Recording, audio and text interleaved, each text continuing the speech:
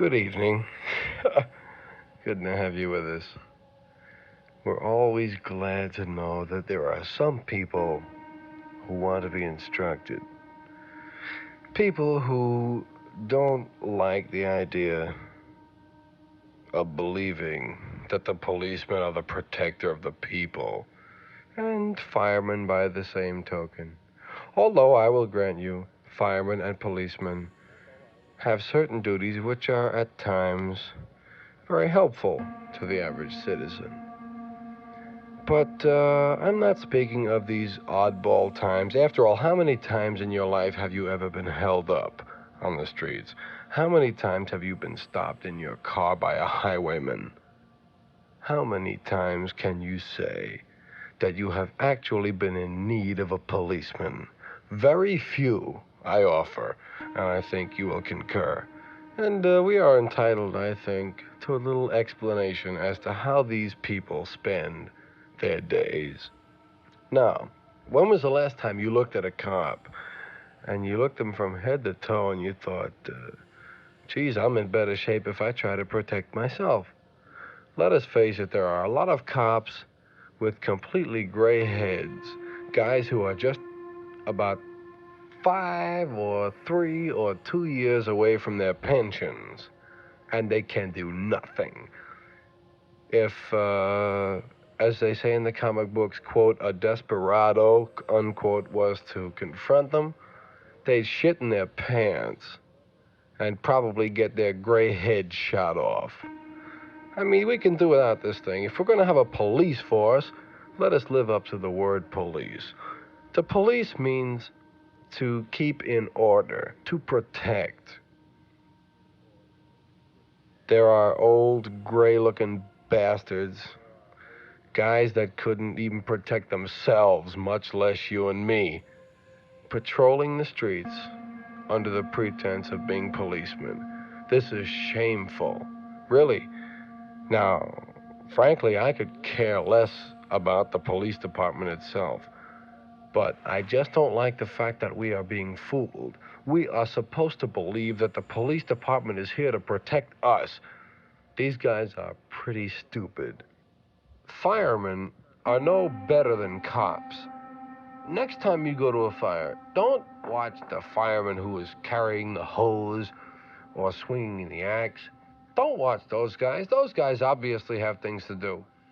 Keep your eye on the fireman that doesn't seem to have too much to do, because the odds are, after that guy who has not too much to do has been in your parlor 20 minutes, he's got half of the small articles of your parlor in his pocket.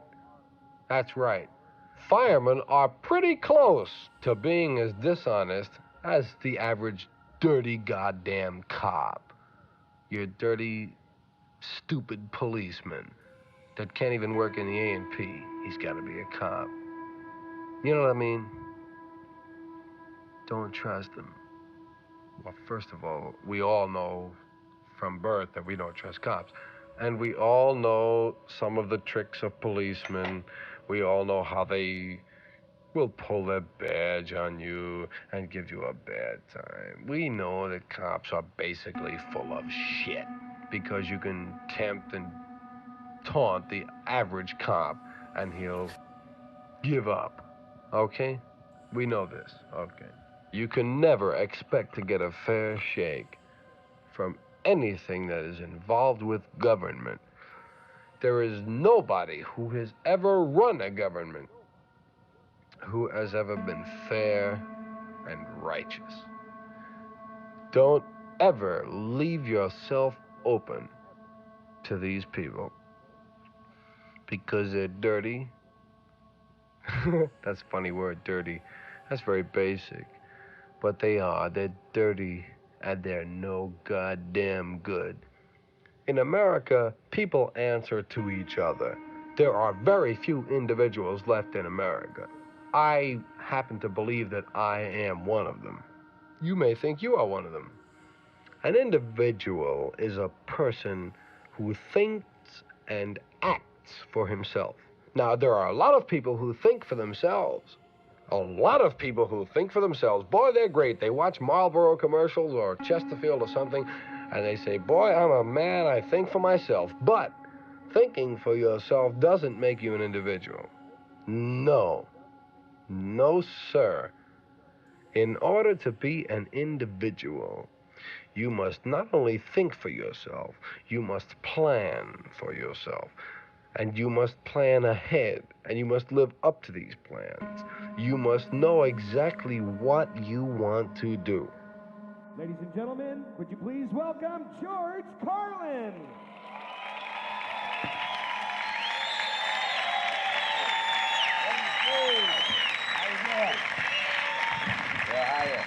Hey, thank you very much. I appreciate that.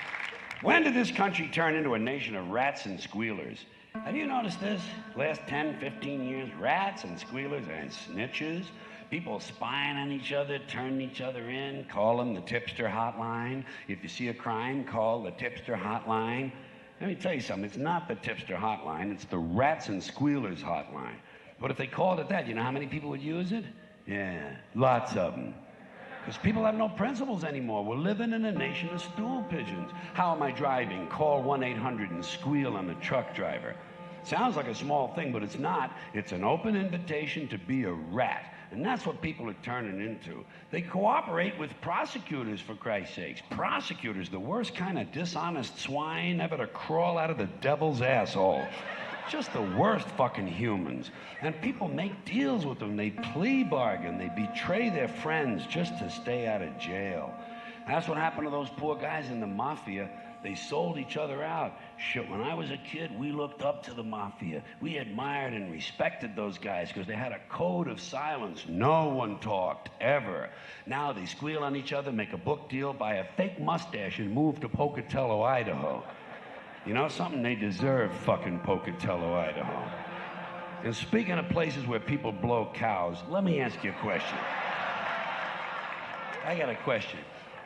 You remember those militia assholes? You remember those patriotic nitwits said they didn't recognize the authority of the federal government? They had a flag with a serpent on it, said, "Don't tread on me." Well, the flag should have said, "Don't squeal on me," because first chance they got, two of them testified for the government against their friends just to stay out of jail. Never mind the serpent. You know what that flag should have had on it? A rat. A nice big brown diseased sewer rat fucking the serpent in the ass. And both of them wearing camouflage fatigues. We got no heroes anymore in this country. There's no heroes. Timothy Leary turned in people to the FBI. Elvis Presley was a snitch for the DEA. The only hero I've seen recently was Susan McDougal. She told Ken Starr to go get fucked, and she went to jail for 2 years for it. That's what I call being a hero. And by the way, Clinton must have thrown her a pretty good hump to get loyalty like that, don't you think so? Huh? Good for her. Good for her. And good for him. I'm glad he got away with everything he got away with. And the worst part of this snitch shit is these people who squeal on their families. You know, parents spying on their kids, searching their rooms for drugs, and the kids are no better. Did you ever read about one of these dumbass kids turns his parents in for having some drugs in the house? Shit, how stupid can you get? You don't turn in the people who are buying the food, asshole. Think it through. Squealing on your family. Fyodor Kaczynski, the Unabomber, one of my personal heroes, by the way. You bet your ass. He was turned in by his own brother. You don't do that. You don't turn in your brother or your parents or your kids, no matter what they're doing, even if they're selling drugs and killing people. Whatever happened to family values? In fact, you should never cooperate with the police ever at any time for any reason. Fuck the police. Fuck the police. Let them solve some crimes on their own. They rely too much on jailhouse snitches, unsolved mysteries, and America's Most Wanted to get other people to solve their crimes. They turn good citizens into vigilantes and bounty hunters, lower than a snake's ball bag. The mafia knew how to handle squealers in the old days. When I was a kid, there was a famous bank robber by the name of Willie Sutton. Everybody loved Willie. He was running from the police, you know, and one day he's riding a subway in New York City, and a private citizen, some civic-minded prick named Arnold Schuster, spotted Willie and turned him into the police. But Albert Anastasia, a mafia boss, read about it in the newspapers, and he had Arnold Schuster killed, which is just what the yellow rat motherfucker deserved. You don't...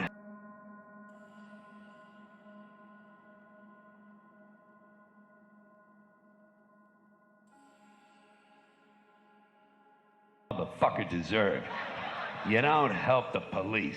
When I was a kid and we went to the movies, we rooted against the police. Against the police and for the crooks, and I still do. I love the crooks. I don't give a shit if they come to my house and kill my entire family.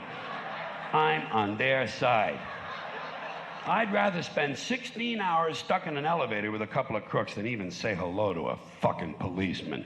You don't help the police. They're not on your side. Don't you understand this shit yet? They work for the state. They'll plant fake evidence. They'll put a loaded gun in the hands of an unarmed man they've shot to death. They harass minorities. They brutalize people. They deny people their rights, and they lie about it all in court all the time. They perjure themselves routinely, but they don't squeal on each other. They're not rats, so take a page from their book, but never ever help them. And above all, don't plea bargain by turning in a friend. Tell you what, some of you religious people out here, you religious folks, on Judgment Day, when you see God, ask him if you can plea bargain. Ask him if you turn in your family, will he let you into heaven? You know what he'll say? He'll say, go to hell. He'll say, go to hell, you fucking squealing prick. Because even God hates a rat. You know what Jesus should have done? He should have beat the shit out of Judas. Just grabbed him by the beard and beat the shit out of him. Right in front of the other apostles. Make an example out of him. You fucking squealing prick, Judas, you cocksucker. You realize I could turn you into a fucking pillar of salt if I want? Turn you into a fucking monkey. How is I can be a fucking monkey? Where's the money? Where's the fucking $30? Give me the $30. I'm fucking buying beer for the rest of these guys. Because they didn't fucking rat on me, you prick. But he didn't do that. He didn't do that. You know why? You know why he didn't do that? Because he believed in all this goofy love bullshit. But you notice something else. He did not plea bargain with the Romans. And he didn't squeal on the apostles, you know? He kept his big fucking yap shut, and he took what was coming to him. We can all learn something from Jesus, even if it's not what we're expecting.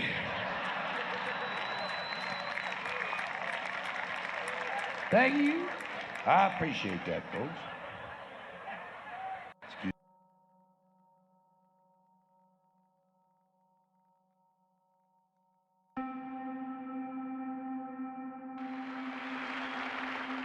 Yes, you are. You're all going to die.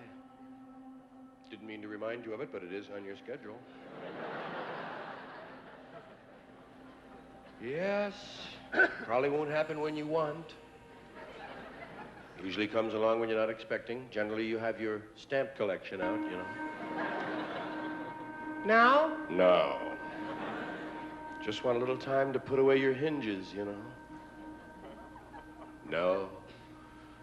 There's a time to die, and it's okay, you know. It's really okay. Nobody wants to die. Nobody. Well, you know, most people don't want to die. Nobody wants to die. Boy, if you think being sick is no fun, dying is really a pain in the ass. Nobody wants to die. People don't mind being dead. Being dead is great. But getting dead. Nobody wants to get dead. So I hope I don't die. I wonder how often we think that, you know? It's just under the surface, isn't it? You go out for the day, going out of your house. You say, I hope I don't die. It would really spoil the circus if I were to die. Geez, I hope I don't die. Comedians don't want to die. It's only a metaphor, but it's so true of all of us. We don't want to die out there. A comic's gonna die. I don't want to die. Geez, I was dying out there. I was dying. It was death out there. And it was like a morgue. Oh, I don't want to die. Of course, if the comedian doesn't die, you know, if he succeeds, if he makes you laugh, then he can say, I killed him. But So it's either me or you, you know. Just like on the freeway. Yeah, dying shouldn't be that bad. It shouldn't be that bad. We're all gonna do it. It's one of the few fair things in life. Everybody catches it once. And dying should be fun. There should be some sort of a look ahead. I mean, after all, when you die, you're gonna find out where you go. Haven't we been wondering about that a long time? Where the hell we go? Isn't that the biggest thing we have to wonder about? Where the hell do you go? I don't know. Joe thinks he knows. I know Joe thinks he knows, but Joe don't know. Where do we go? Nobody knows. Well, I think sometimes you go where you think you're gonna go. Whatever you think you're gonna do, that's where you're probably gonna go. If you keep saying you're gonna go somewhere, chances are you might go there. You ever hear those guys say, I'm going to hell, don't pray for me. Don't pray for me, I'm going to hell. He is. You go where you want to go. I think when you die, your soul goes to a garage in Buffalo. When Monty Hall dies, he'll go behind door number 4. That's it, where you want to go. No, nobody wants to die. And you know, part of the reason we don't want to die is because of that goddamn funeral. We've seen it. We know how bad news it is. That funeral is no fun. Man, if I don't like other people's funerals, I know I'm not going to like my own. There's no way I can get behind my own funeral. I'm going to be lying there in a casket. They're going to put me in the box. Going to put me in a convertible with the top down. You know that's embarrassing, lying there. And everybody's looking at you. You're dead. And they're looking. You're just lying there still. People coming over going.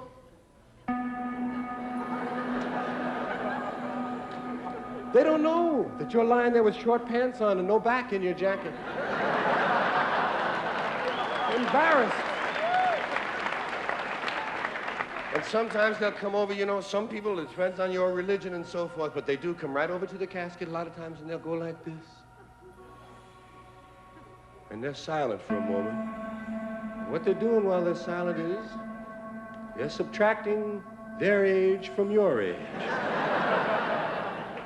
So they get a rough estimate on what they have left. And they get up and they say, don't he look good? Don't he look good? You crazy? He's dead! I know, but he never looked that good.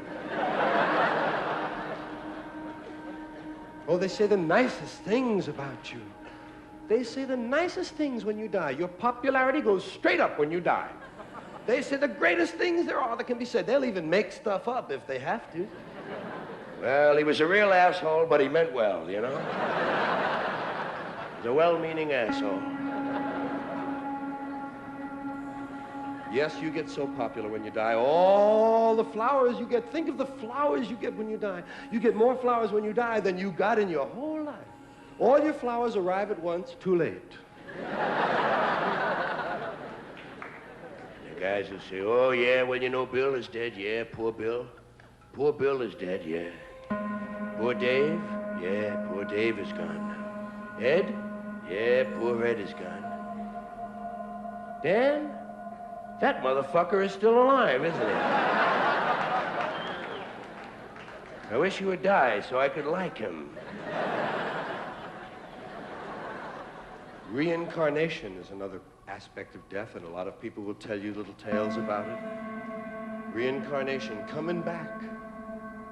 A lot of folks are sure of it. They can come back. You come back as something, I don't know.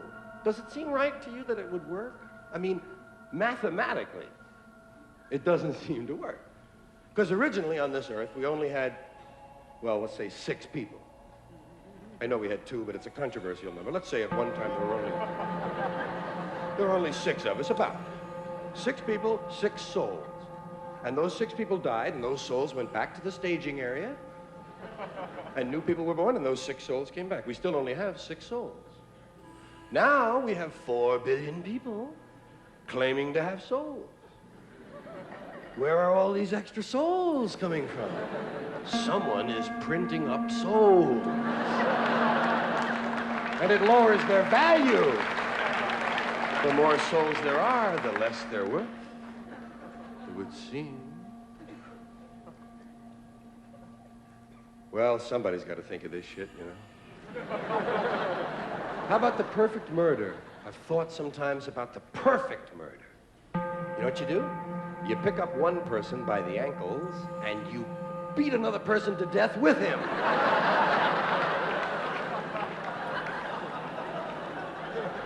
And they both die, and there's no murder weapon.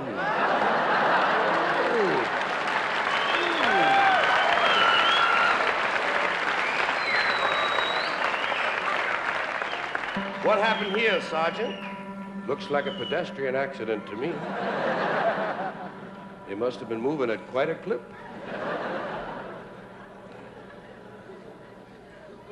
Of course, if you should be caught with this perfect murder in progress or even after the fact, if you should be caught, you might wind up in death row. Death row. That's more than just fun, ain't it? I mean, this cat's there. Death row, man. Oh, well, you got that one meal, but that's not much of a consolation, is it? You're gonna get to order a meal. Big deal. Why don't you leave me alone? I'm not hungry, man. They give you that one last meal. I say you can have some fun with that last meal. I mean, if you work it right, they gotta give you whatever you want. I mean, short of elephant steak, you know? They don't want to start on a new elephant just for one guy. But they gotta give you pretty much what you want. That's part of the humanity of what they're going to do to you.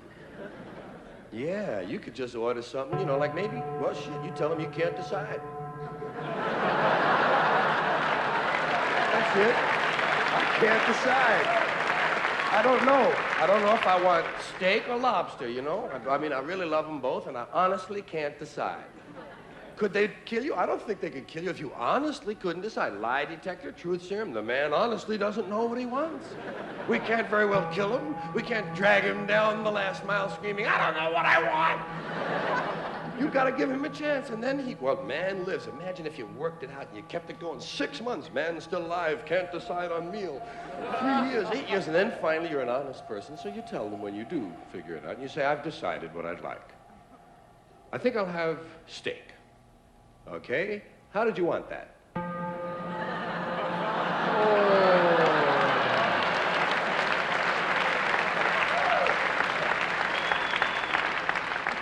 Well, my feeling is if you're gonna die, you know, or if you know, hey, die big. Die big. Nobody wants to just pass away. You don't want to be a euphemism, do you? Nobody wants to pass away. You know, Arnie passed away. Oh, really? Yeah. Well, I didn't know that. Well, that's the idea. On the other hand, Dave died. Oh, yes, I heard about Dave dying. That's true. I say die big. Give it a shot, man. Go out big. It's your chance. Die big. Work in a few posthumous reflexes for your friends. Give them a show before you go. Entertain and uplift and instruct those you are leaving behind. When you die, give them a few posthumous reflexes. You know, the body does store electricity up. There's a certain storage of electricity, and even a dead body, a corpse, will occasionally go. And I say, if you have that potential after you're dead, use it properly. Pre-program. Before you die, pre-program some posthumous reflexes that will be entertaining to those you've left behind. Do something to capture their imagination. Roll over on the autopsy table. That's nice. Cross your legs, scratch your balls, do something.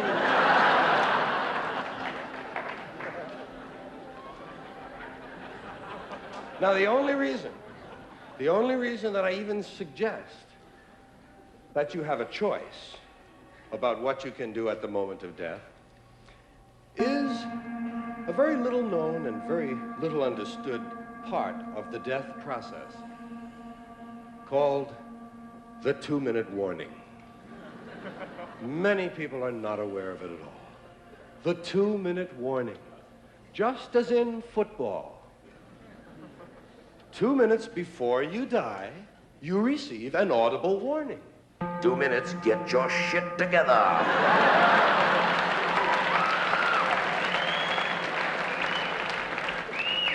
The reason we don't know about it is because the only people who hear it die. And I don't think we'd believe someone anyway if he told us he received his 2-minute warning, would you? Some asshole on the bus? Hey, I just got my 2-minute warning. You'd think it was a coach out on the town. But no, the 2-minute warning does arrive. And I say use that time to entertain, to leave something behind. Do something with the 2 minutes. Hey, if nothing else, give a speech. Little 2-minute speech. We can all give a little 2-minute speech. Just pick some subject you're very fond of and talk about it for 2 minutes. I mean, tell them it's your last chance to tell them anything. So tell them, got 2 minutes, and I mean, wax eloquent, rise, bring it to the rafters, and then at the moment at the end you say, if this is not the truth, may God strike me dead.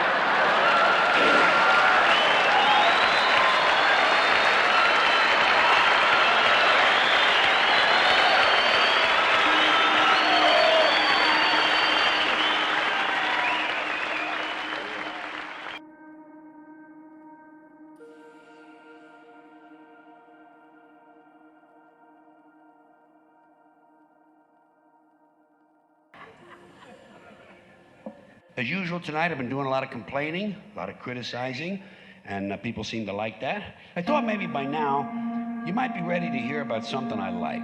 Would you want me to tell you about something I really, really like? Huh? Fatal disasters. Big fatal disasters with lots of dead people.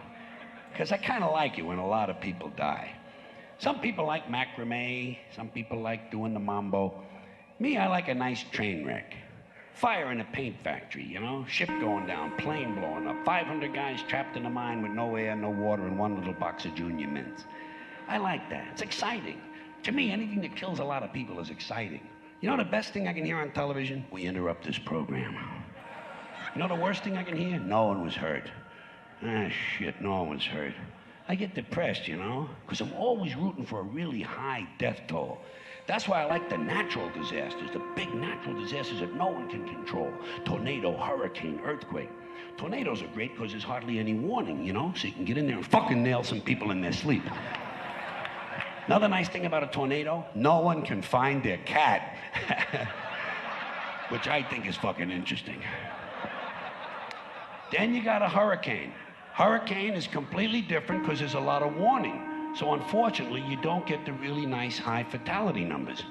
But on the bright side, it lasts a longer time, and you do get widespread property damage, which is always a good thing. Another nice thing about a hurricane, sometimes it'll change direction, you know? They come in, they hit one city, hit a fucking city, then they lose strength and you get discouraged. So they go back out over the ocean, pick up strength, they come back, nail another fucking city. So it's kind of like 2 for the price of 1. Weather-wise, it's a good value. Now, earthquakes. You would think with an earthquake, here is a golden opportunity to put up some really big numbers. Fatality-wise, property-wise, it seems like it's a win-win situation all the way around. Trouble with these earthquakes is they never seem to hit downtown in a big city. And they're awfully weak. Have you noticed how weak these earthquakes in America? Out in California, these people, they get an 8.5, a 9.7. You know, it's pussy stuff.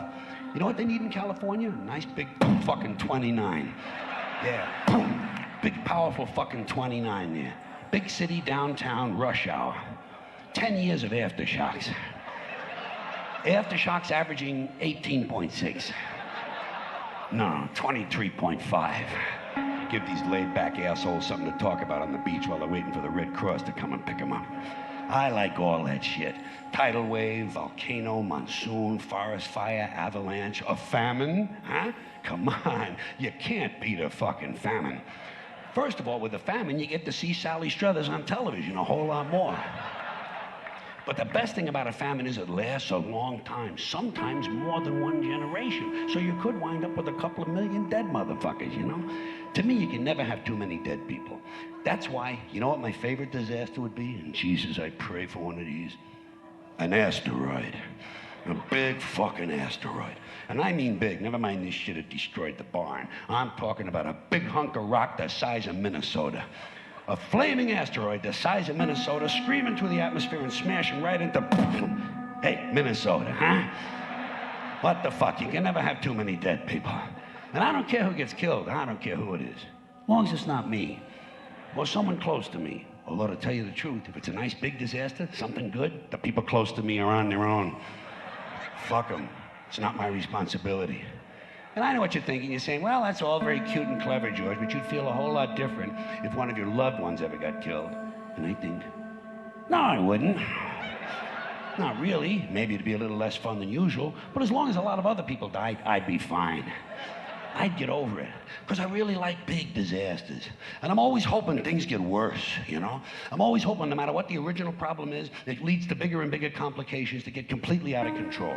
Like if a downtown water main breaks in a big western city and it floods out an electrical substation, causing a power failure that knocks out all the traffic lights, creates a citywide traffic jam, and emergency vehicles can't get through, you know? And at the same time, one of those month-long global warming heat waves comes along, but there's no air conditioning and no water for sanitation, so cholera, dysentery, smallpox, and typhoid fever break out, and thousands of people get infected and start dying in the streets. But before they die, parasites eat their brains, and so they storm the hospitals looking for treatment, and the hospitals can't handle all the emergencies. So the infected people start strangling the doctors and stripping off their clothing and lighting it on fire in a big pile in front of the hospital. And the flames drive them even crazier, so they start stabbing social workers and garbage men. And then they light the buildings on fire, and a huge wind comes along, and the entire city begins to burn. And then the people who aren't infected yet, the well people, they get pissed off, and they start beheading and burning at the stake all of the sick people, and breaking into their homes and trying on their underwear.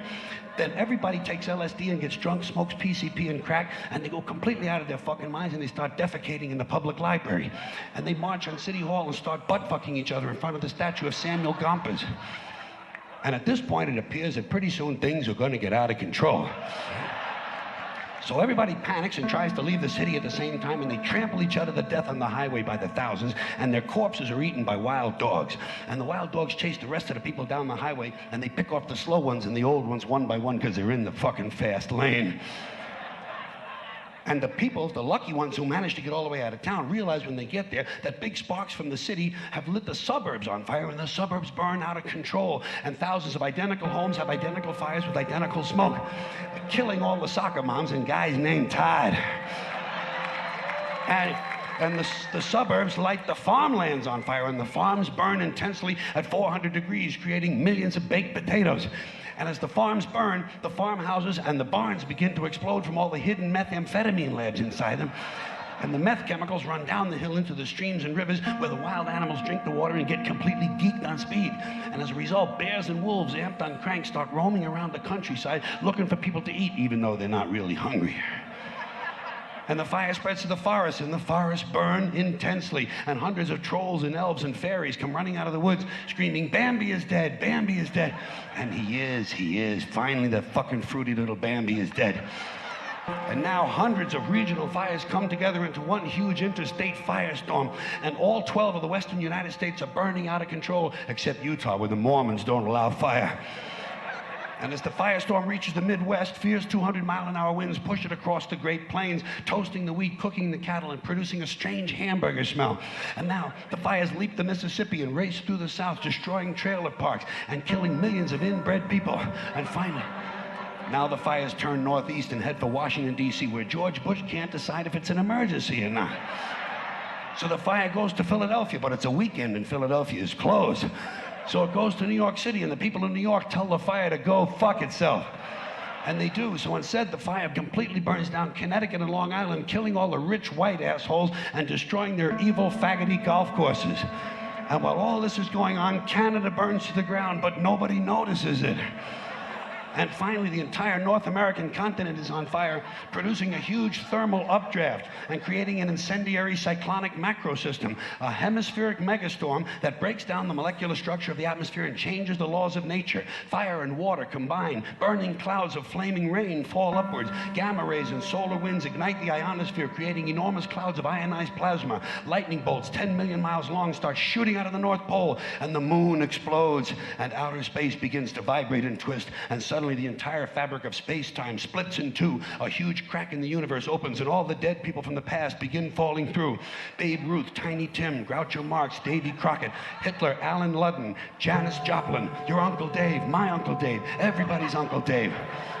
An endless stream of dead Uncle Daves falling through the crack, and all the Uncle Daves gather around a huge heavenly kitchen table and light up cigarettes and start talking. They talk about how they never got a break, how their parents didn't love them, how they just missed out on a big job, how ungrateful their children were, and how the government screwed them out of money. They say the Jews own everything and the blacks get special treatment, and all of the hatred and bitterness drips out of them, a big pool of liquid hate, and the pool begins to spin. The hate pool spins round and round, faster and faster, and it begins to expand at a rapid rate, bigger and bigger, until the pool of hate is bigger than the original universe, and suddenly it explodes into millions of tiny stars, and each star has 1,000,000 planets, and each planet has 1,000,000 Uncle Daves, and all the Uncle Daves have good jobs, perfect eyesight, and brand new underwear. They all have shoes that fit perfectly, good medical plans, they all like their neighbors, and their favorite teams win the World Series every year, and none of them has a hacking cough. And each week, without fail, every one of the Uncle Daves wins the lottery. Every week, forever and ever, until the end of time, Uncle Dave has a winning ticket, and Uncle Dave is finally happy. Now do you see why I like it when a lot of people die? There you go. All righty. I'll see you later. Thank you very much.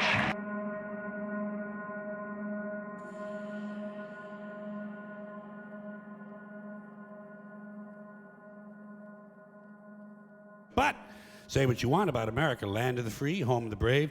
We got some dumbass motherfuckers floating around this country. Dumbass motherfuckers, you know? Yeah. Now, obviously, that doesn't include this audience. I understand that.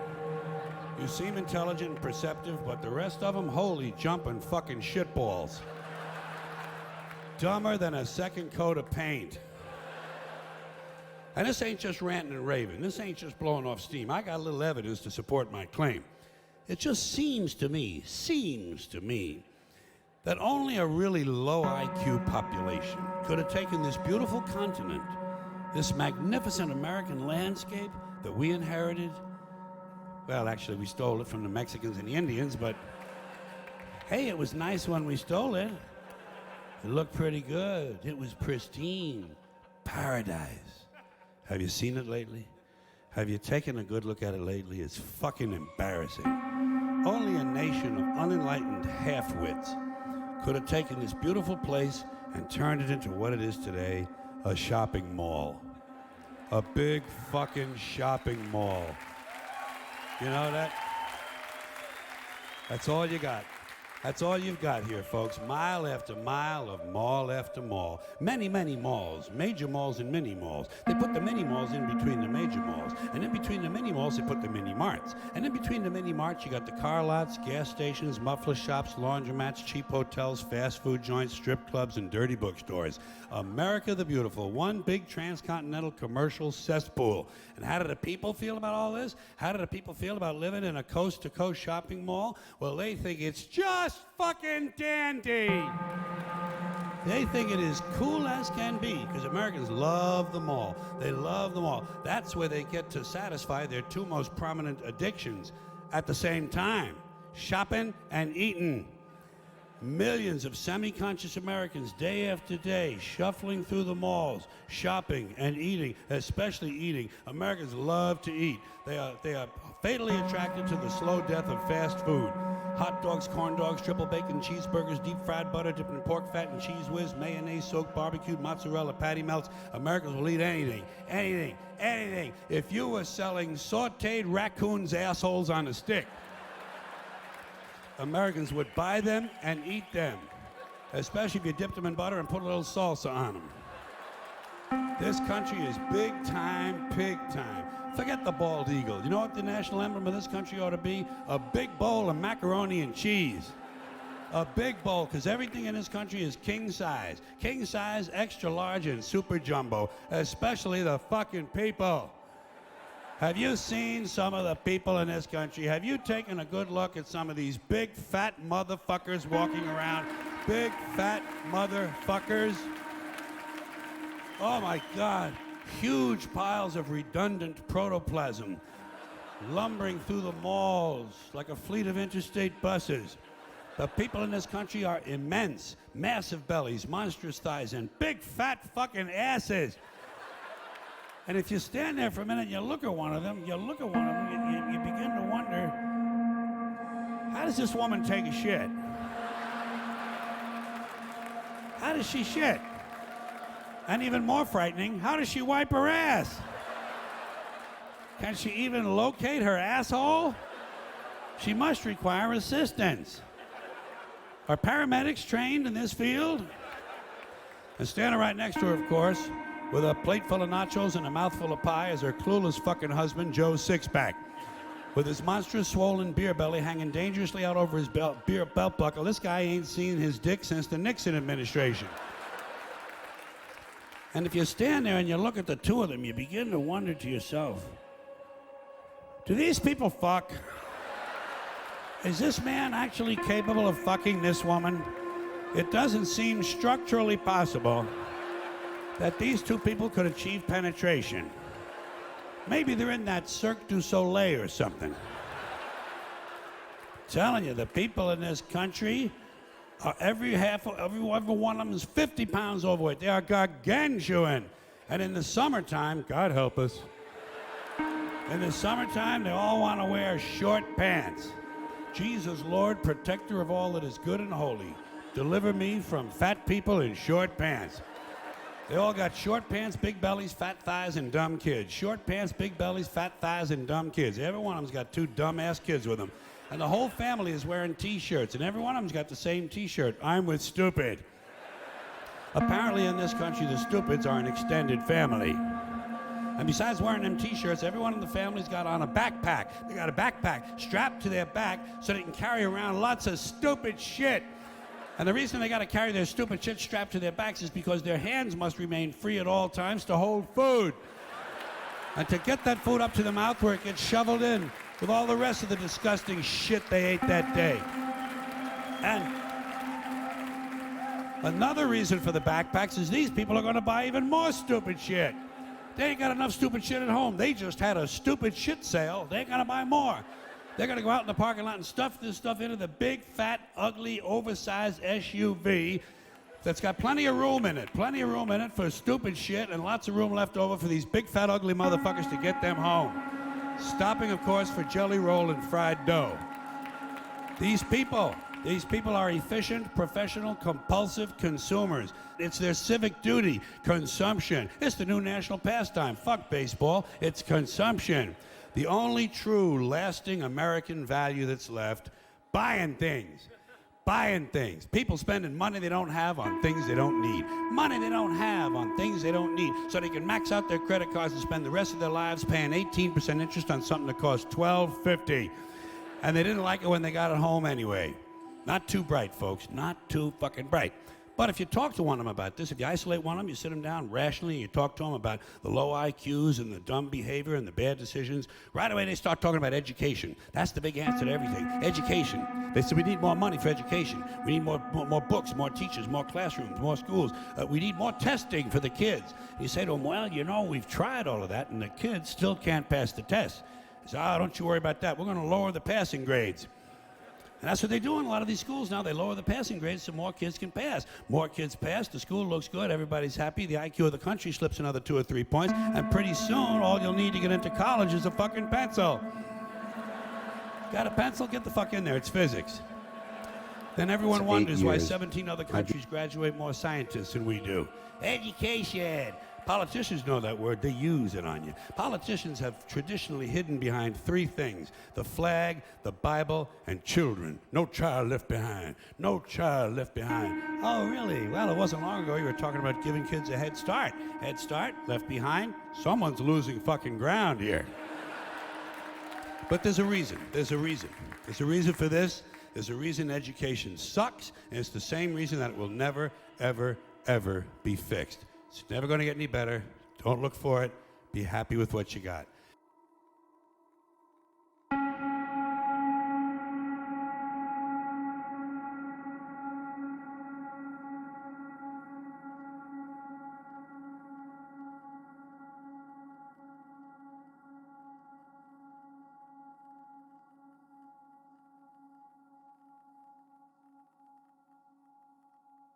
because the owners of this country don't want that. I'm talking about the real owners now. The real owners, the big wealthy business interests that control things and make all the important decisions. Forget the politicians. The politicians are put there to give you the idea that you have freedom of choice. You don't. You have no choice. You have owners. They own you. They own everything. They own all the important land. They own and control the corporations. They've long since bought and paid for the Senate, the Congress, the state houses, the city halls. They got the judges in their back pockets. And they own all the big media companies, so they control just about all of the news and information you get to hear. They got you by the balls. They spend billions of dollars every year lobbying to get what they want. Well, we know what they want. They want more for themselves and less for everybody else. But I'll tell you what they don't want. They don't want a population of citizens capable of critical thinking. They don't want well-informed, well-educated people capable of critical thinking. They're not interested in that. That doesn't help them.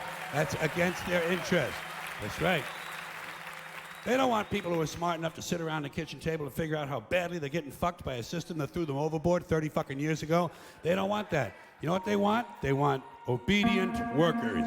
Obedient workers. People who are just smart enough to run the machines and do the paperwork and just dumb enough to passively accept all these increasingly shittier jobs with the lower pay, the longer hours, the reduced benefits, the end of overtime, and the vanishing pension that disappears the minute you go to collect it. And now they're coming for your Social Security money. They want your fucking retirement money. They want it back so they can give it to their criminal friends on Wall Street. And you know something? They'll get it. They'll get it all from you sooner or later because they own this fucking place. It's a big club, and you ain't in it.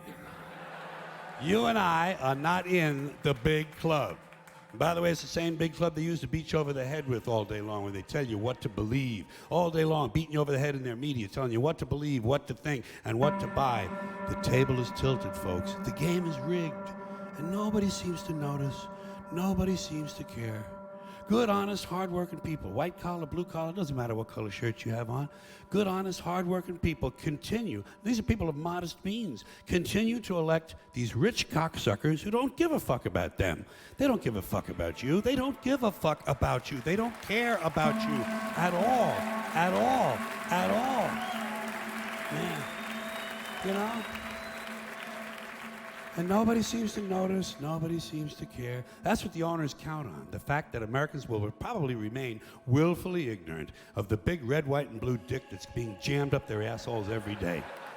Because the owners of this country know the truth. It's called the American dream, because you have to be asleep to believe it.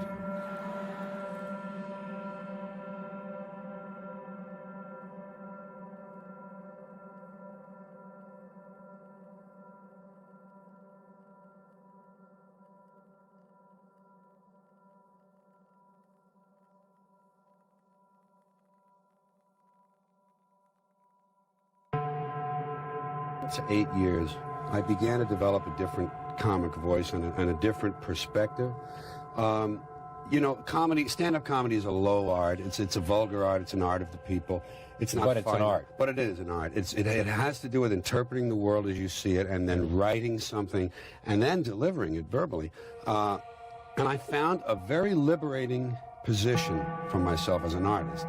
And that was, I sort of gave up on the human race and gave up on the American dream and culture and nation and decided that I didn't care about the outcome. And that gave me a lot of freedom from a kind of distant platform to be sort of amused, a kind of, to watch the whole thing with a combination of wonder and pity and try to put that into words. Not caring about the outcome. What do you mean by that? Not having an emotional stake in whether this experiment with human beings works. I really don't care. I love people as I meet them one by one. People are just wonderful as individuals. You see the whole universe in their eyes if you look carefully. But as soon as they begin to group, as soon as they begin to clot, when there are 5 of them or 10, or even groups as small as 2, they begin to change. They sacrifice the beauty of the individual for the sake of the group. I decided it was all under the control of groups now, whether it's business, religion, political people, or what, and I would distance myself from wishing for a good outcome. Let it do what it's going to do, and I'll enjoy it as an entertainment. And I'll reflect on what it is on its own. And I'll enjoy it for the entertainment. There's a little bit of a sick part in this, too. I root for the big comet. I root for the big asteroid to come and make things right. That's the way I put it. Stir things up. Yes, to get us back where we were before the first one came and knocked out these dinosaurs and let the ferrets We're grow. talking about comets on this show tonight. I know. And I'm rooting for that big one to come right through that hole in the ozone layer because I want to see it on CNN. See, I'm here for the entertainment, Charlie. I am. These philosophers say, why are we here? I know I am here. For the entertainment. The show.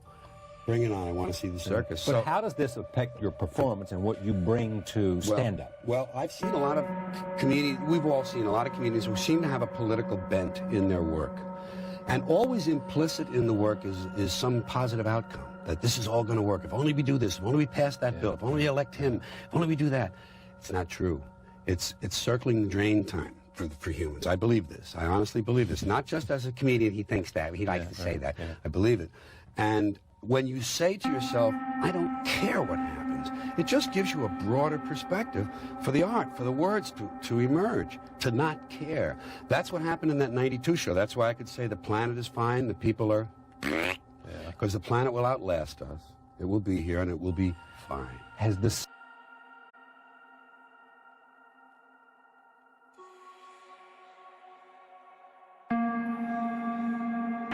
I appreciate it.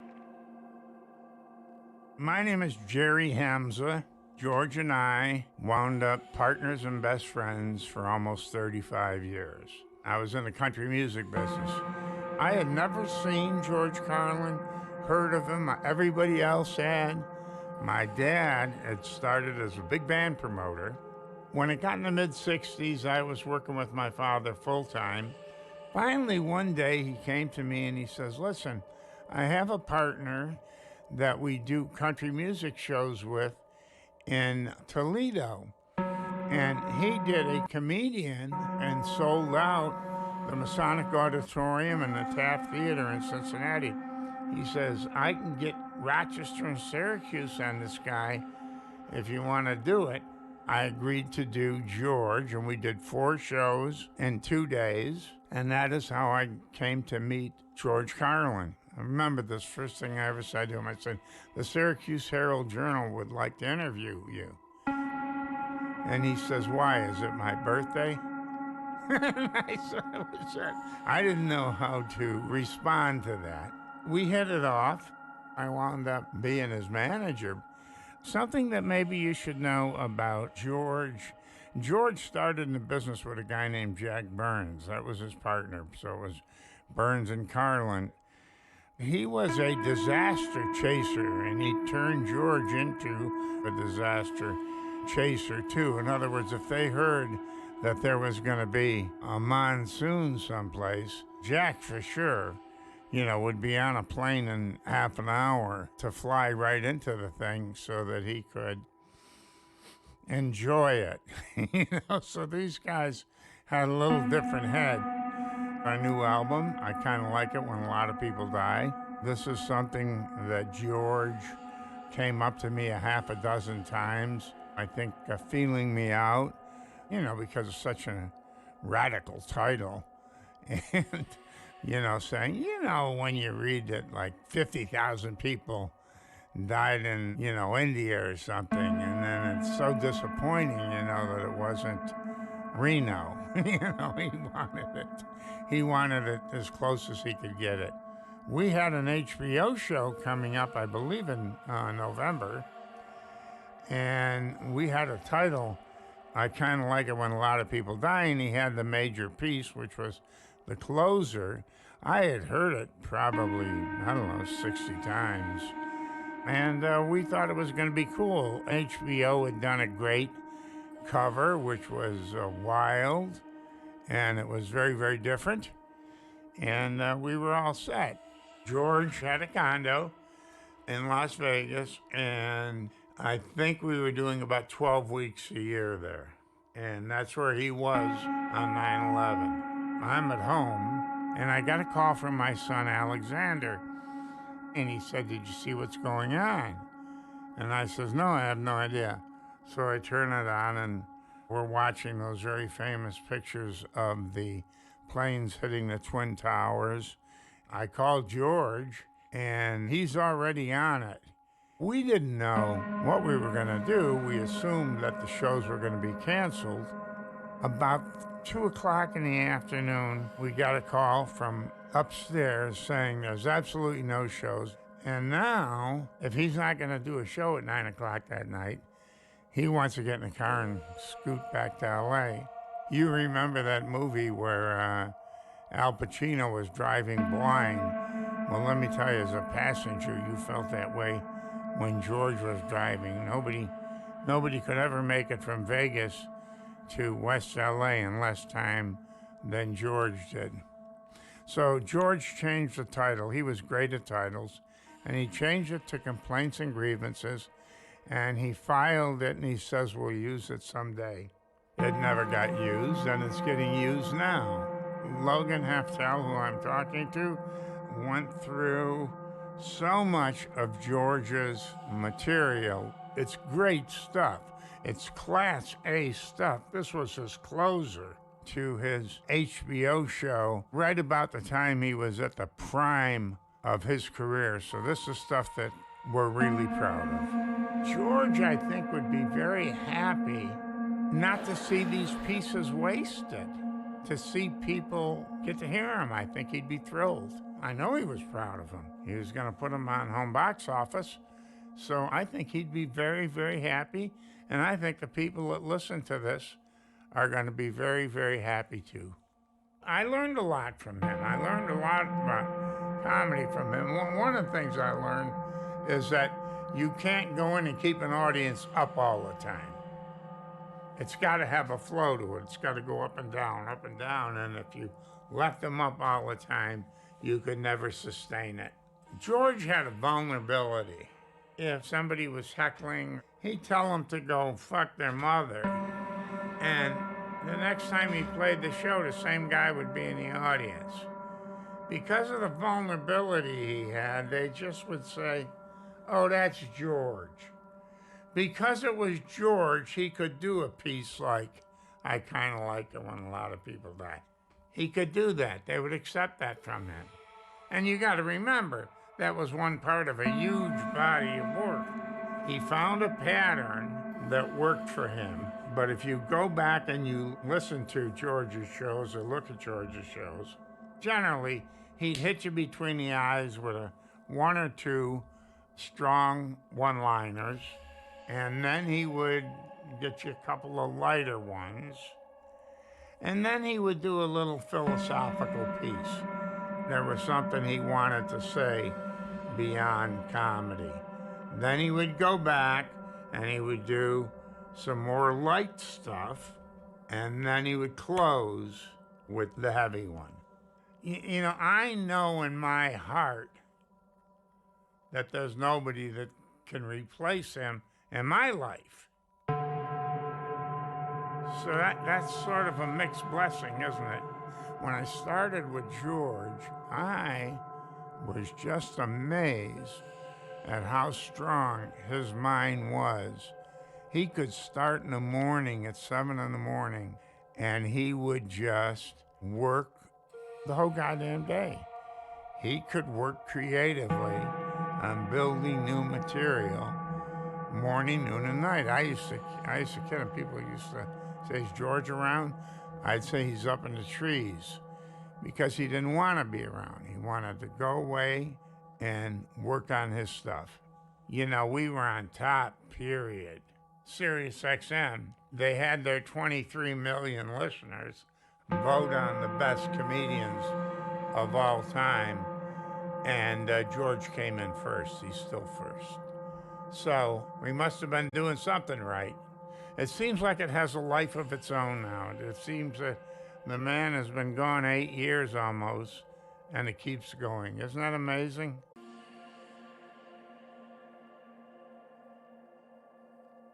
It's all bullshit, folks. It's all bullshit, and it's bad for you.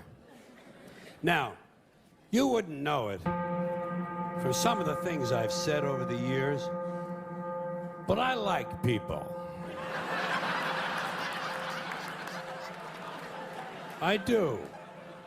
I like people, but I like them in short bursts. I don't like people for extended periods of time. I'm all right with them for a little while, but once you get up past around minute and a half. I got to get the fuck out of there. And my reason for this, is for one that you may share, possibly.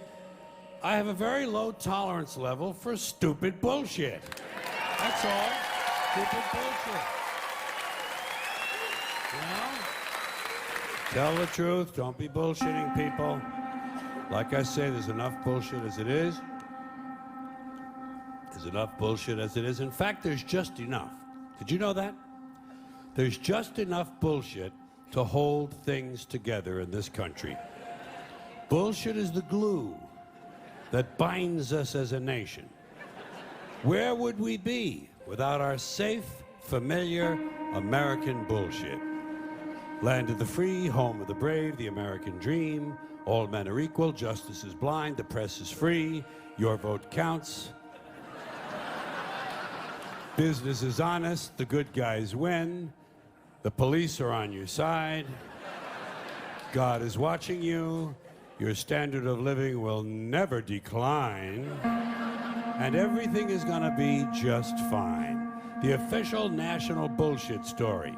I call it the American okey doke. Every one of those items is provably untrue at one level or another, but we believe them because they're pounded into our heads from the time we're children. That's what they do with that kind of stuff. They put it in the heads of kids. They pound it in there because they know kids are too young to be able to mount a sophisticated argument against these kind of ideas. And so kids, and up to a certain age, by the way, kids are going to believe everything a grown-up tells them, everything. So kids never learn to question things. Nobody questions things in this country anymore. Nobody questions things. Why? People are too fat and happy. People are way too fucking prosperous for their own good. Everyone's got a cell phone that'll make pancakes and rub their balls now, you know? So nobody wants to rock the boat. And people just gizmo. Americans have been silenced, bought off and silenced by gizmos and toys. And as a result, no one's ever learned to question things. No one questions things in this country anymore. No one questions things. Now, okay. You remember Barbara Bush? I call her the silver douchebag. You remember her? Okay. Barbara Bush. She is the mother of Governor George Bush. I call him Governor Bush because that's the only elected office he ever held legally in our country, okay? George Bush, Governor Bush. Yeah. I don't care where they hang his portrait. I don't care how big his library is. He'll always be Governor Bush. I don't even capitalize his name when I type it anymore. So she's the mother of Governor George Bush. She's also the wife of his father, George H.W. Bush, who did become president in the normal, legal, traditional manner. And when he did, she came along for the ride as First Lady. And that's been the tradition up till now. A man has been elected, and the woman has come along for the ride as the First Lady. And usually, as in American life in general, the woman is condescended to, patronized, given something to do to keep her busy. A lot of times they give her a charity or a cause, something she can champion. Betty Ford was told to drink. Remember that? Yeah. Yeah, that was Betty Ford's assignment. Betty, you get drunk and get totally fallen down, fucked up, shit-faced drunk, okay? You just get fucked up drunk, and we'll hose you down, baby. We'll hose you down. We'll put you in a facility, you'll get sober, and then we'll put your name in the facility. Liza Minnelli can get sober, and everything's gonna be okay, right? That was her assignment. Barbara Bush's assignment was getting children to read. Remember that? Getting children to read. They figured she had had so much success with George.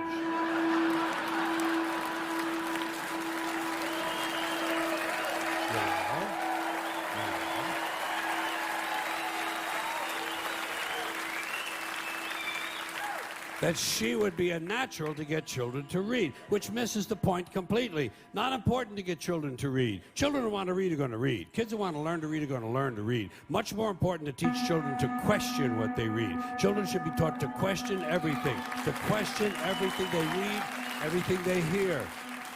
Children should be taught to question authority. Parents never teach their children to question authority because parents are authority figures themselves and they don't want to undermine their own bullshit inside the household. So they stroke the kid and the kid strokes them and they all stroke each other and they all grow up all fucked up and they come to shows like this.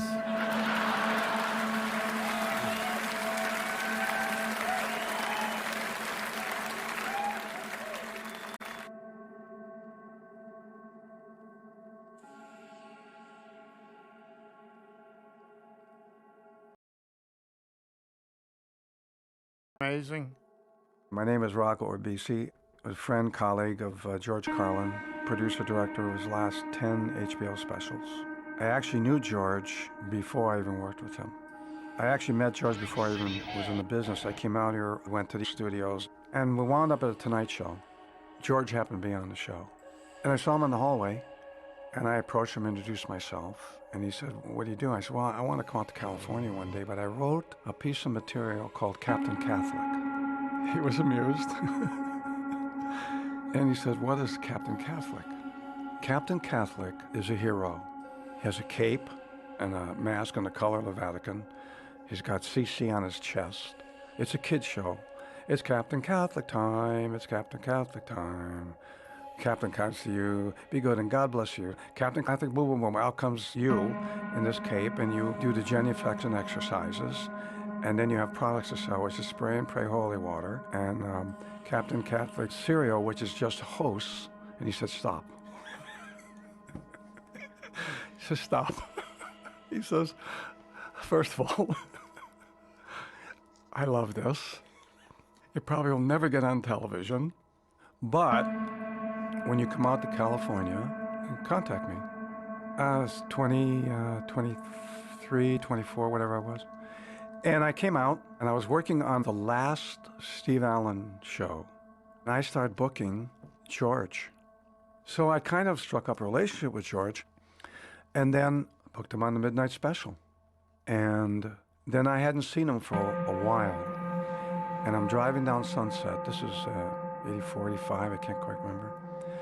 And it said George Carlin to Wadsworth. And I bought a ticket. And I went to see the show, and I went backstage. And he was happy to see me. He pulled me out in the hallway. He said, "You want to do my next HBO special?" And I said, "Be honored." And I did 10 in a row. And I never thought I would do 2 or 3. I get a call from Jerry. We're doing a show called, it's going to be called Jammin' in New York. It's going to be called Back in Town. What am I doing in New Jersey? That was the title was always there. It was never a surprise. And they never changed. This is the only time it changed for obvious reasons. I loved the title, kind of like When Other People Die, because I couldn't wait. You know, with a title like that, you can't wait. My first instinct was obvious. There's going to be about people that that suck, that we're glad they're dead. But then I said, "Nah, he's not going to do that. He's not going to do that." We had pretty much fixed what we were going to do, and me and Bruce Ryan had trying to design some kind of set. And what's interesting is the graveyard set that wound up with in Life is Worth Losing, the one, the Beacon, was the one we were going to use on People Die. So that was thrown out immediately when the horrific news came about 9/11. I thought they were going to cancel the special at first. I really did. But then when he called me up, we're changing the title. I guess we're going to have to change the title. I didn't find out till later it was going to be called Complaints and Grievances. And Bruce and I didn't have time to conceive a set for that. So we did the construction pipes, in New York, when they're having construction, you're walking, and that great poster. And we put it as billboards, and we kind of put the set together last minute. That show, to me, will always be special because of that event. But then after a while, when George walked on stage, it was another HBO special. And we all kicked in gear. The audience was great. I think they were looking for some relief. I think they were grateful that he came. We were kind of in this fog. And I remember it not being a joyful experience, but I think it was a grateful experience. Look, he's from New York. It's his hometown. They fucked on his turf. Maybe people didn't understand at the time, but it's pretty historic that a major figure would have the balls to do a comedy special this close to a horrific event, make it funny, entertaining, and political. I think that's incredible. But that's George. It's just amazing to me now when I hear it after all this time. What an incredible piece this is. It really is. It's right up there, boy. And what a beautiful message at the end. I remember that very clearly.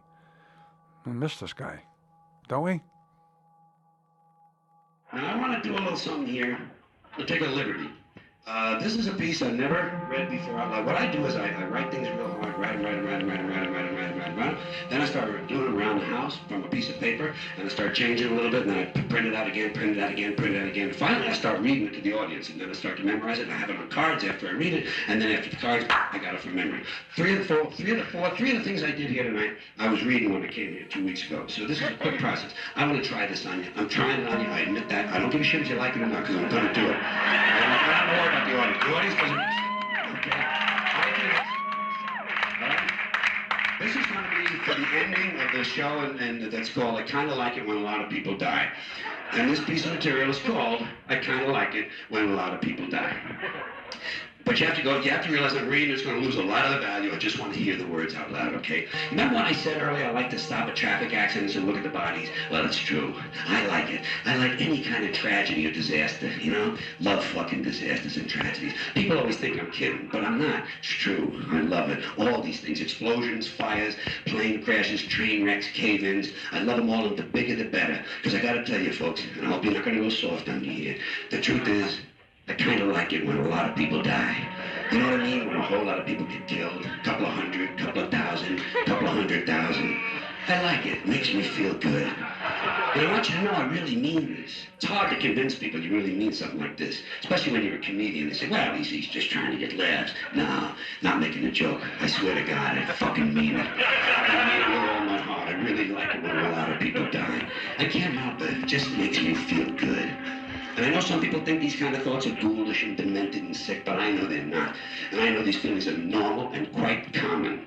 I know that a lot of you feel the same way, but you're afraid to admit it because society has told you that nice people don't take pleasure in mass death. But you're wrong, because I think mass death is terrific, and I'm a really nice fucking guy. And not only is mass death terrific, I think it's really exciting. I used to think that was the only thing I liked about it, that it was exciting, you know. Big disasters are exciting, and the more dead there are, the more exciting it is. And then I realized, no, it's not the excitement I like. It's the dead people. That's the part I really enjoy. You know the best thing you can hear on television? We interrupt this program. You know the worst thing? No one was hurt. God, I hate that. Everybody got out alive. Brings me down, because I really like a high death count, and I don't care who gets killed, I don't give a shit, as long as it's not me, and as long as it's not somebody close to me. Although to tell you the truth, if it's a really good disaster, the people close to me, they're on their own. They just have to work it out, that's tough shit. Some people say, well, that's all very amusing, George, but you'd feel a whole lot different if there was really a big disaster and one of your loved ones got killed. And I think, no, I wouldn't. Not really. Maybe it would be a little less fun than usual, but if it was a really good disaster, I'd be okay. As long as a lot of other people died too, you know, strangers, lots of them. Because the truth is, folks, the only thing I care about is fun. That's all, entertainment, that's all I want, a good show. The way I look at it, that's the only reason I'm here on Earth, for the entertainment. Philosophers say, why are we here? And I tell them I'm here for the fun. What else could it be? What else? I'm not here to grow crops. I'm not here to build bridges. I'm not here to atone for my sins or help my fellow man. And I'm certainly not here to worry and suffer and sweat. I'm here to see the fucking show. To me, the world is one big theatrical production, a long-running show, a big round ball revolving around a big round sun. Theater in the round. It's all a big show. And when you're born, they give you a free ticket. And I say, bring on the show. Enjoy the entertainment. Enjoy it now. There's no second show. Especially the big disasters. And that's what I like the most. Big natural disasters. Doesn't matter what it is either. Tornado, hurricane, earthquake, blizzard, typhoon, sandstorm, cave-in, volcano, heat wave, cold wave, tidal wave, monsoon, flood, drought, forest fire, mudslide, avalanche, epidemic, pandemic, famine, plague. Shit, you know something? I'll even settle for some food poisoning at a church picnic. I don't care. It doesn't fucking matter as long as a lot of people die. And those are just the natural disasters, the things that we can't prevent. I also like the man-made disasters, the things we cause. Riots, revolutions, terrorism, slaughter, massacres, atrocities, assassinations, mass suicide, self-mutilation, dismemberment, explosions, crashes, train wrecks, arson, chemical spills, nuclear meltdowns, war crimes, genocide, crimes against humanity, crimes against nature. You know something? I'll even settle for a runaway merry-go-round. They run on the merry-go-round, spinning out of control, 60 miles an hour, 200 revolutions a minute, children flying off one by one. And they all land in a big pile right in front of the fun house, right next to the cotton candy, because to me it's all big fun. It's all a fun house. I don't give a shit. It's all fun. What is there to care about? What is there to care about besides friends and family and being in love, being crazy in love and eating a fucking hot dog? Nothing else matters. It's all bullshit. The rest of it is all bullshit. And the more you think it matters, the more power you give it. The more power you give it, the more it takes control of you. And the more it takes control of you, the less fun you have. And the more you find yourself running around the shopping mall looking for a dustbuster and a salad shooter, trying to find a sale so you can use your credit card and get some extra mileage points so you can get a cheap flight to Cancun with all the other people who aren't having any fucking fun, and get ripped off and sunburned and drink too much so you can throw up in the airport just before you get back on the plane. Building up mileage points again and continue not having any fun. Folks, you gotta have fun. That's why I like it when a lot of people die. That's why I like big disasters. And no matter what the original disaster is, I always hope that at least the complications that are worse than the original problem. Worse and worse and worse. Like if a huge 72-inch water main ruptures in the downtown section of a city and water rushes through the streets and basements causing power failures that knock out all the traffic lights, and a monstrous traffic jam ties up the entire city and emergency vehicles can't get through and sick people begin to die, and the people who aren't sick begin to panic and try to escape the city, and a lot of them get trampled to death. And at the same time, one of those month-long global warming heat waves comes along and starts killing old people and babies, and there's still no electrical power through air conditioning and no water for sanitation, so contagious diseases begin to break out, like cholera and typhus and dysentery, and all the old people and babies become infected and start to die, and the infected people become deranged and demented, and they start storming the hospitals demanding medicines, and the hospitals can't handle the casualties, so the sick and infected people start rioting and looting and burning their clothing in the street, and the flames drive them crazy, and they start killing people and lighting hundreds of buildings on fire, and since there's no water, the entire city begins to burn, and the natural gas lines start exploding, and the people who aren't sick yet get angry and start shooting the sick people, and hanging them from lampposts and looting homes and stores, and fornicating and defecating in the streets, some of them actually butt-fucking on the steps of City Hall. And then, as the whole city burns out of control, huge sparks are carried away by the wind, and the suburbs and countryside catch fire. And the wind ignites huge brush fires several counties wide that come together into one big fire and spread to the forest, and the forests burn out of control, developing into a huge firestorm traveling 200 miles an hour, consuming everything in its path as the western United States burns completely out of control, creating a coast-to-coast smoke cloud that chokes millions of animals and old people. And the prevailing winds push the fire farther and farther east, igniting the central plains where the prairies and grasslands catch fire and burn uncontrollably, and then pushed by the violent winds, the grass fires leap the Mississippi River, enveloping the eastern forest, and a huge thermal updraft develops that's sucked up into the jet stream, causing a hemispheric incendiary macro system, a mega firestorm that begins to rapidly alter the molecular structure of the magnetosphere.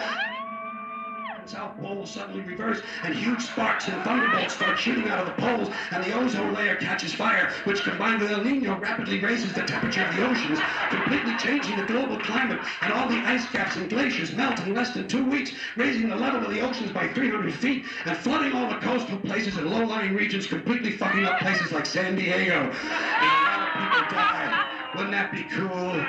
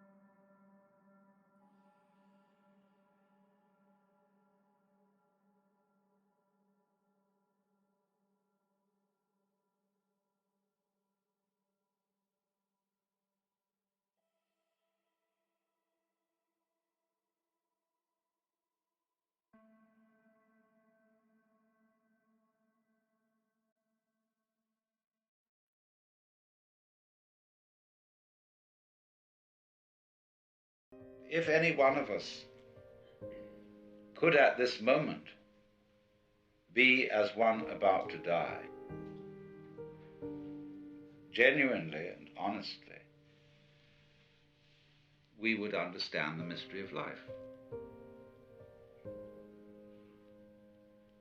Because death is the source of life. Just as we see in nature, when the leaves fall from the trees, they mold and rot, and this supplies humus from which more plants can grow. It's a cycle like that. But in every way, symbolic and otherwise, human beings try to stop that cycle. It is not, therefore, natural for us to wish to prolong life indefinitely. But we live in a culture where it has been rubbed into us in every conceivable way that to die is a terrible thing. And that is a tremendous disease from which our culture in particular suffers. And we notice it firstly in the way in which death is swept under the carpet. When one gets to an extreme, that is to say, to the point where you realize that there is nothing you can do about life, nothing you could not do about life, then you're the mosquito biting the iron bull.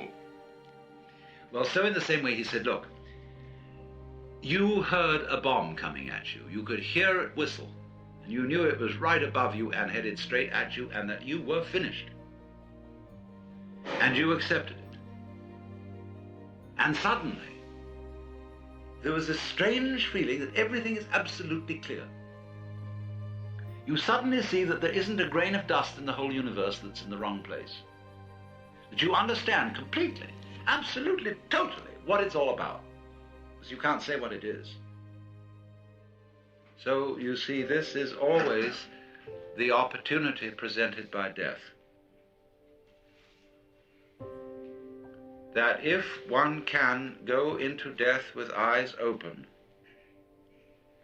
and have somebody help you, if necessary, to give up before you die, this extraordinary thing can happen to you. So that from your standpoint, in that position at that time, you would say, I wouldn't have missed that opportunity for the world. Now I understand why we die. The reason we die is to give us the opportunity to understand what life's all about. By letting go. Because then we come to a situation that the ego can't deal with. When we are no longer hypnotized by that, then our natural consciousness can see clearly what all this universe is for. So, therefore, we have missed this golden opportunity by institutionalizing death out of the way, instead of having a socially understood acceptance of death and rejoicing in death. To be important, existence does not have to go on any longer than a moment. Quantitative continuity is of no value. Who said you're supposed to survive? Who gave you the idea that it's a gas to go on and on and on? And we can't say that it's a good thing for everything to go on living from the very simple demonstration that if we enable everybody to go on living, we overcrowd ourselves. That we're like an unpruned tree. We can also look further into it and see that if our death could be indefinitely postponed,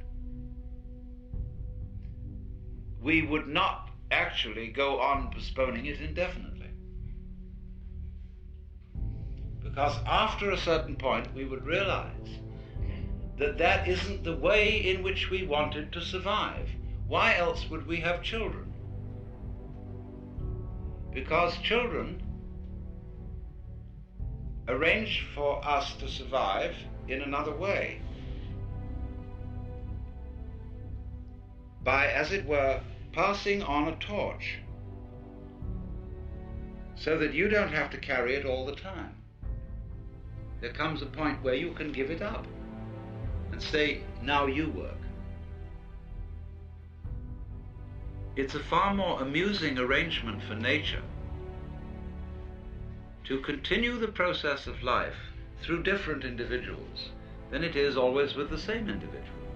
Because as each new individual approaches life, life is renewed. And one remembers how fascinating the most ordinary everyday things are to a child.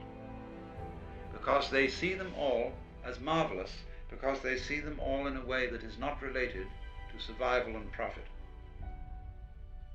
When we get to thinking of everything in terms of survival and profit value, as we do, then the shapes of scratches on the floor cease to have magic. And most things, in fact, cease to have magic. So therefore, in the course of nature, once we have ceased to see magic in the world anymore, we are no longer fulfilling nature's game of being aware of itself. There's no point in it anymore. And so we die. And so something else comes to birth, which gets an entirely new view. And so nature's self-awareness is a game worth the candle.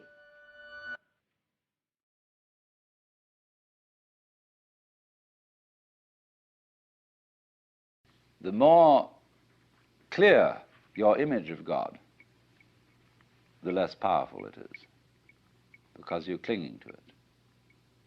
The more it's an idol. But voiding it completely isn't going to turn it into what you think of as void. What would you think of as void?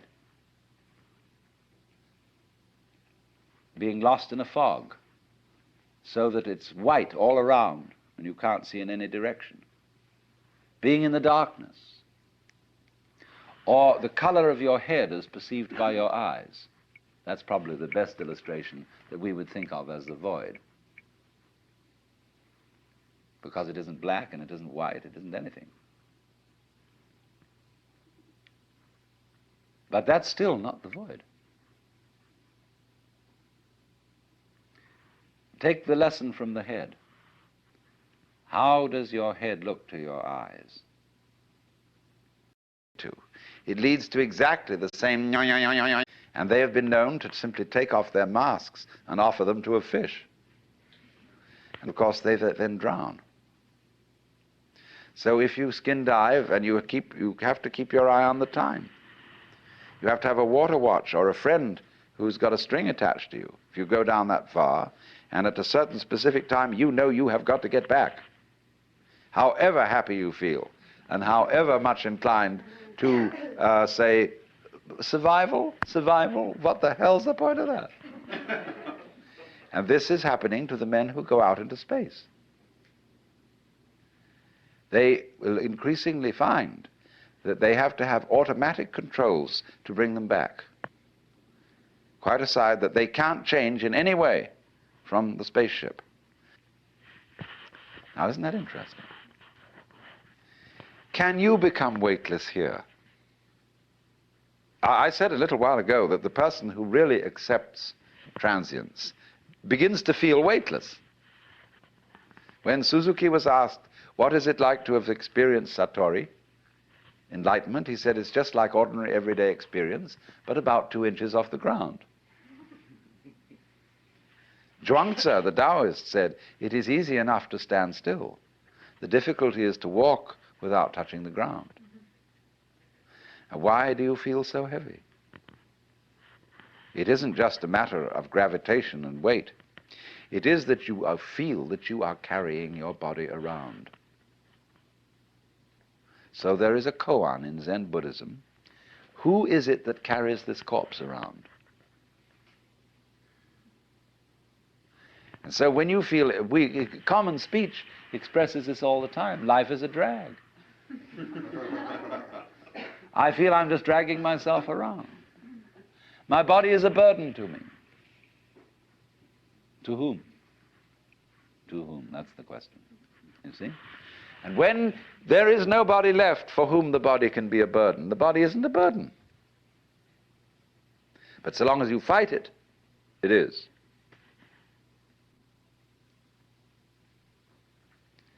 So then, when there is nobody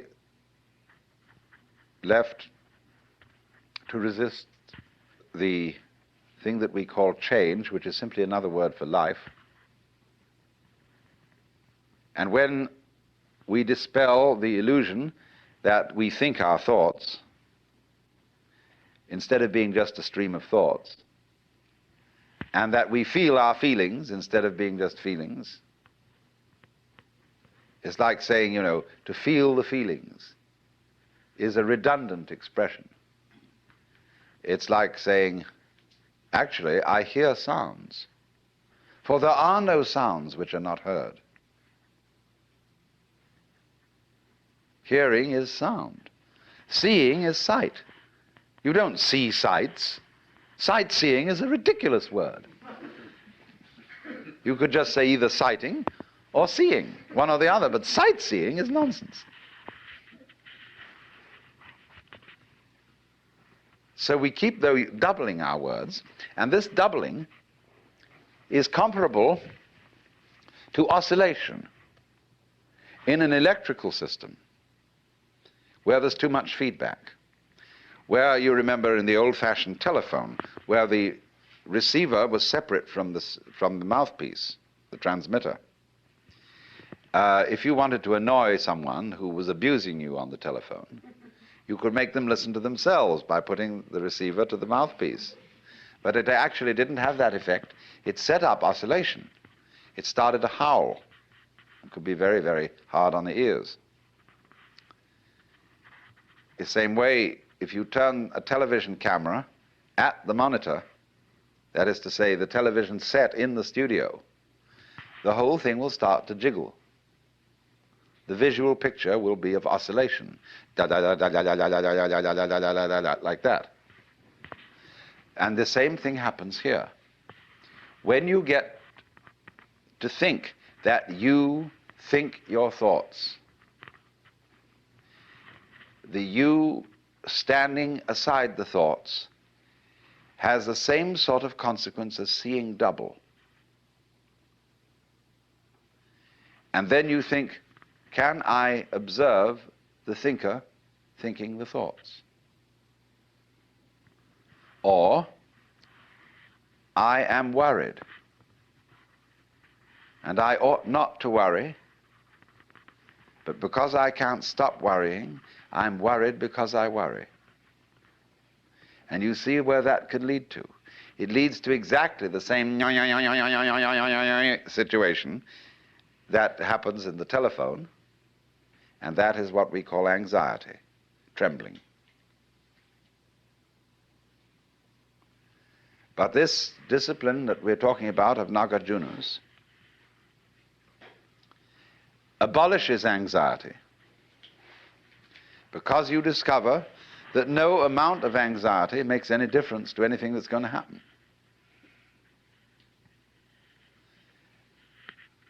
In other words, from the first standpoint, the worst is going to happen. You're all going to die. And don't just put it off in the back of your mind and say, I'll consider that later. It's the most important thing to consider now,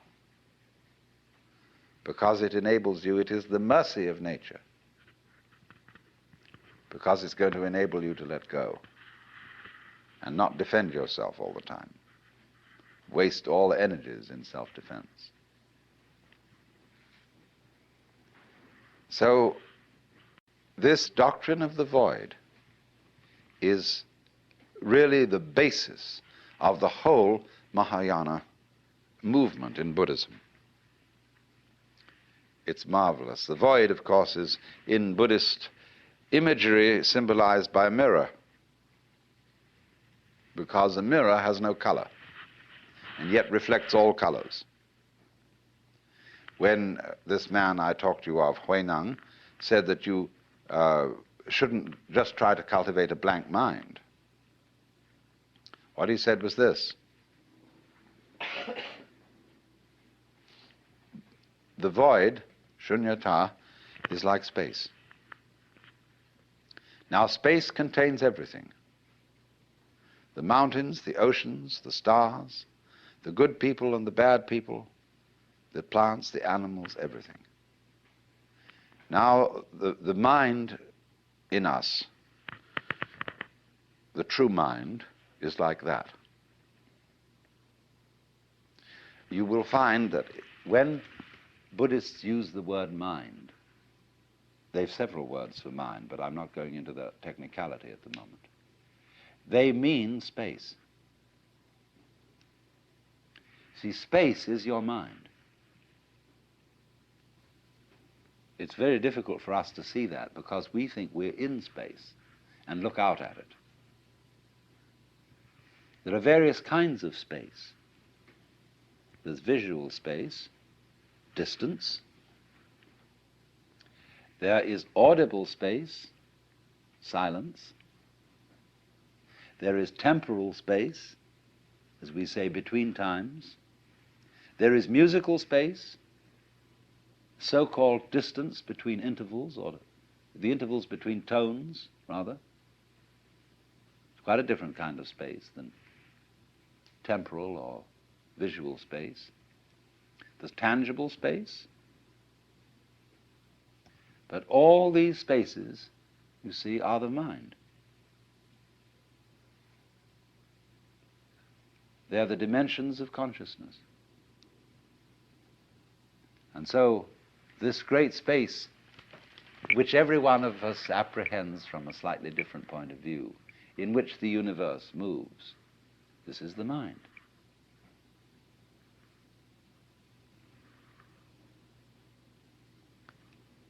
So it's represented by a mirror, because although the mirror has no color, it is for that reason able to receive all the different colors. Meister Eckhart said, in order to see color, my eye has to be free from color.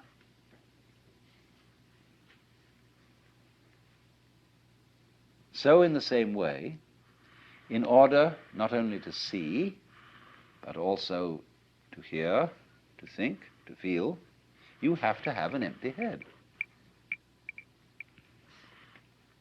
And the reason why you are not aware of your brain cells, unless you're only aware of your brain cells if you get a tumor or something in the brain, when it gets sick. But in the ordinary way, you're totally unconscious of your brain cells. They're void. And for that reason, you see everything else.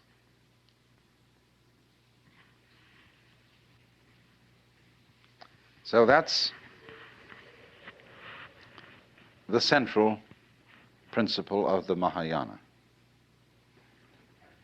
And it works in such a way, you see, that it releases people from the notion that Buddhism is clinging to the void. This was very important when Buddhism went into China. The Chinese really dug this, because Chinese are a very practical people. And when they found these Hindu Buddhist monks trying to empty their minds and to sit perfectly still and not to engage in any family activities, they were celibates.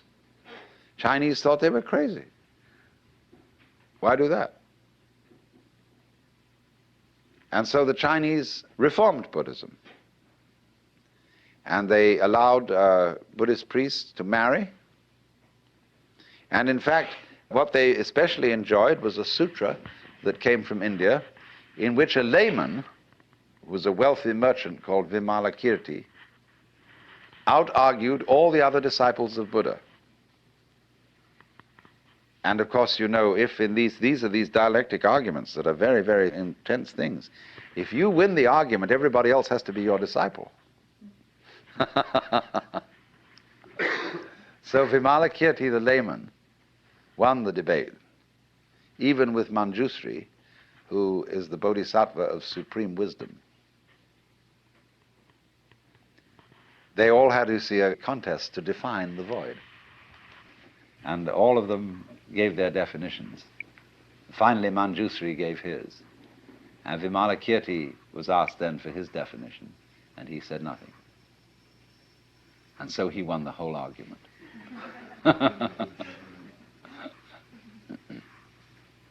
The thunderous silence.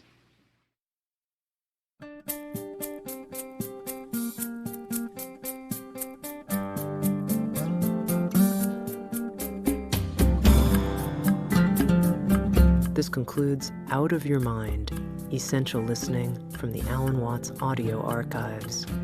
Music by Stephen McNamara. For more information on the audio archives of Alan Watts, please visit www.alanwatts.com.